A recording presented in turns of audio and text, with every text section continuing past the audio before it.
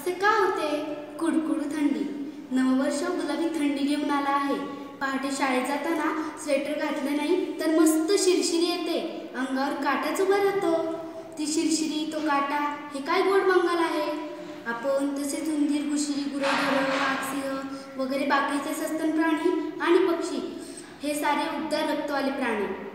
बाहेर जोराची थंडी असो की जीव घेणा उकाडा, आपल्या शरीराचं तापमान स्थिर राहतं. कुडकुडणं हा त्या स्थैर्याचा भाग आहे.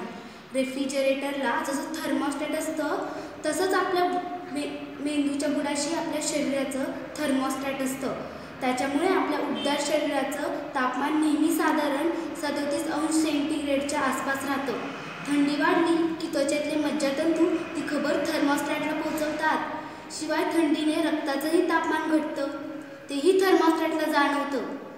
ते इतर केंद्रांशी संधान साधतं. तिथून स्नायूंना कामाला लागायचा हुकूम मिळतो.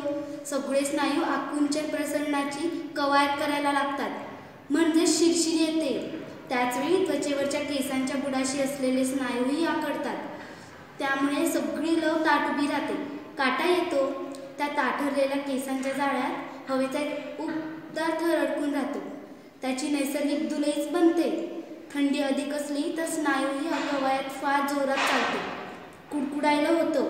त्या व्यायामामुळे शरीरात उष्णता निर्माण होते आणि तापमान पुन्हा 37°C आसपास पोहोचतं. बहुतेक वेळा एकदा छान कुडकुडून घेतलं की मस्त ऊब येते आणि थंडी पळून जाते. ताप येतानाही थंडी भरते. जेव्हा जंतूंचा संसर्ग होतो तेव्हा त्यांच्याशी झुंजायचं काम 37°पेक्षा 39ला अधिक जोरात होऊ शकतं. म्हणून थर्मोस्टॅटच आपला नियम बदलून त्या वरच्या तापमानाला पोहोचतो. मग तेवढ्या 2°नी तापमान वाढवायला कवायत सुरू होते. तापाची हुडहुडी भरते. जंतूंचा नायनाट झाला की थर्मोस्टॅट पुन्हा 37° वर येतो. ताप उतरतो. पक्ष्यांना आणि इतर सस्तन प्राण्यांनाही हा थंडीचा कुडकुडा भरतो.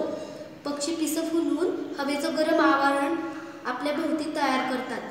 डोलीत किंवा जमिनीखाली हिवाळ्याभराची झोप काढणारे उबदार रक्ताचे प्राणी त्या झोपेसाठी आधीपासूनच तयारी करतात. भरपूर खाऊन ते शरीरात चरबीची पुरेशी बेगमी करतात.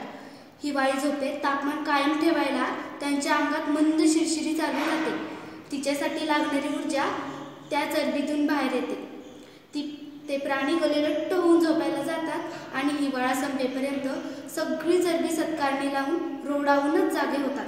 आपण धुंदूर मासाची वाफाळ तुपात खिचडी आणि संक्रांतीचे तिळाचे लाडू यांचा मनसोक्त समाचार घ्यावा आणि ती ऊर्जा वापरून मनमुराद कुडकुडून मस्त थंडी सार्थकी लावावी.